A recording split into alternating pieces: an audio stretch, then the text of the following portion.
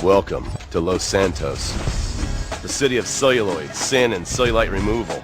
From dead starlets in Vinewood, to the gangbangers in Davis and Strawberry, and terracels in Chumash, to the drunken tourists in Del Perro Pier. It's time to take a look inside this cesspit of destroyed dreams, drug-addled degenerates, and deluded desperados that make up this great city of lights.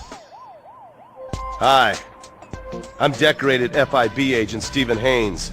The FIB, the police department, and the sheriff's office are fighting a war out here every day in a city where dreams too often become wet with tears. The Los Santos docks. This is where it all begins. The second largest port in the world. The great orifice of American capitalism. Stuff coming in, garbage going out. And hidden in over 2 million containers a day, God only knows where. The cartels pay off some low-level schlub, and suddenly you've got military-grade weapons, badly cut crystal meth, and grade A yayo from Mexico flooding our streets. And once it hits the hood, it's anarchy, with a side of murder hold to fries. Or maybe the Chinese are slipping some of our high-security weapons systems in with the recycling, and we're giving up our national security for nothing? Who knows? Who cares? As long as the financial party continues, we'll just keep picking up the pieces. A word to the wise, kids. Never use PCP. It makes you want to punch cops and run around naked, and not necessarily always in that order. Most of the time, this illicit cargo makes it straight to the gangs. But sometimes an ordinary Joe lets go and loses his shit after a pipe or two of pleasure dust.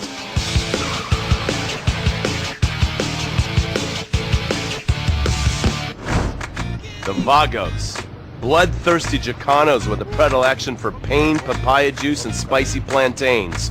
They're one of the largest Mexican street gangs in the city, with rumored connections to several major mafias.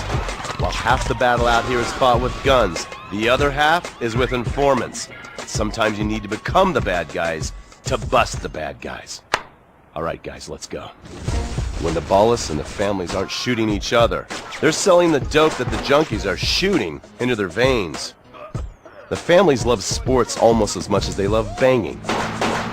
Flashy, arrogant, competitive, and aggressive, they are lifelong bitter enemies of the Ballas. Wearing the colors of the few families call themselves Gang Green. Of course, like all families, they love a good squabble. Subdivided into sets, such as the Chamberlain Gangsters or the Carson Avenue set, it turns out the families love shooting each other almost as much as they love shooting Ballas. Now, the LSPD have had many run-ins with various family sets over the years. With the Ballas, the FIB take a more community outreach approach. Hey guys, stay out of trouble now.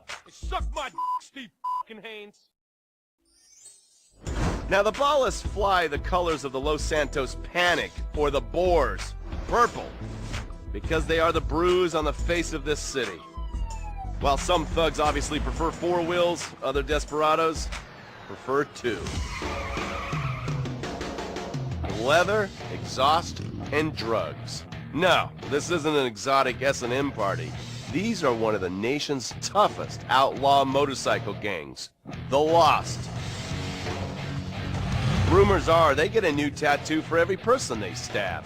And it's definitely okay for your motorcycle mama to show her breast to your friends. The FIB has been tracking the Lost for years. We've jumped from coast to coast and have spent more time in the Midwest than a tornado spotter.